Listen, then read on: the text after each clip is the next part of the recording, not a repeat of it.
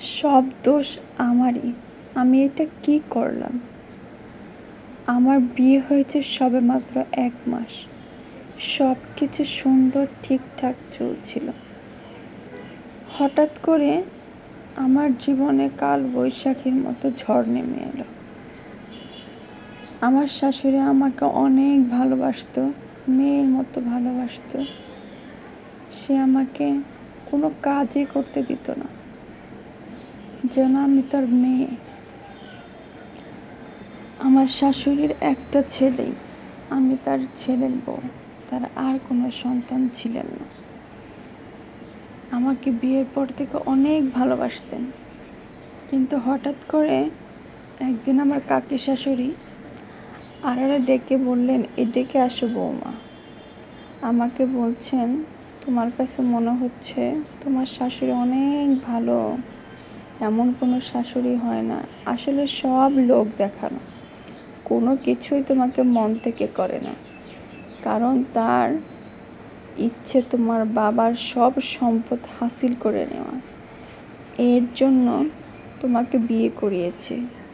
আসলে তাকে দেখতে যতটা ভালো মনে হয়, সে আসলেও ততটা ভালো নয়। সব কিছু তার লোক দেখানো। আমার শুনে একদম মনটা খারাপ হয়ে গেল। তারপরে আমি বাসায় চলে গেলাম। এরপর থেকে আমার শাশুড়ি আমাকে যতই ভালোবাসা দেখায়, আমার শুধু মনে হয় সে আদিক্ষেতা করে। তার হয়তো আমার বাবার সম্পত্তি উসুল করার চিন্তা ভাবনা। সে কখনোই আমাকে মন থেকে ভালোবাসে না। তাকে দেখলেই আমার রাগ লাগে। তাকে আমার আর সহ্য হচ্ছিল না। এমন করতে করতে বেশ কয়েকদিন গেল। পরে আমি আমার বাবার বাসায় ঘুরতে গেলাম।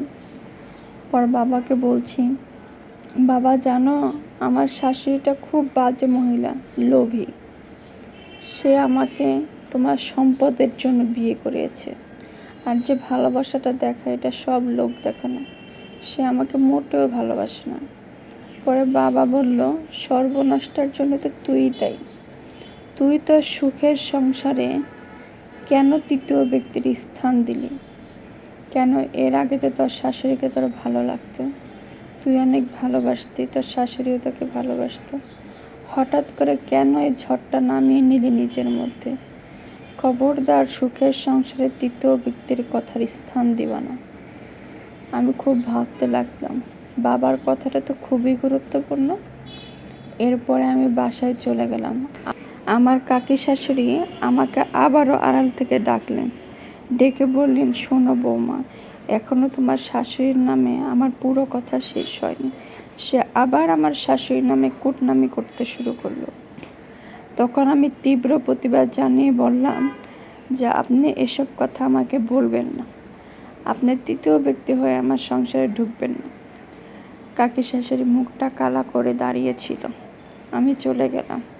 কয়েক বছর পর আমার শাশুড়ির মৃত্যু হলো। সে আমাকে সেই আগের মতোই ভালোবাসতো, মার মতো ভালোবাসতো। সে তো আমার মাই। সে মারা যাওয়ার সময় আমাদের জন্য সব দিয়ে গেছেন। আমার জন্য অনেক টাকা পয়সা, শাড়ি গয়না সব আমার হাতে তুলে দিয়ে গেছে। আসলে মানুষটার জন্য এখনো খুব মায়া হয়। এটা হলো আমার এক পরিচিত আপুর জীবনের গল্প। আপনারাও আপনাদের সংসারে তৃতীয় ব্যক্তির কোনো স্থান দিবেন না।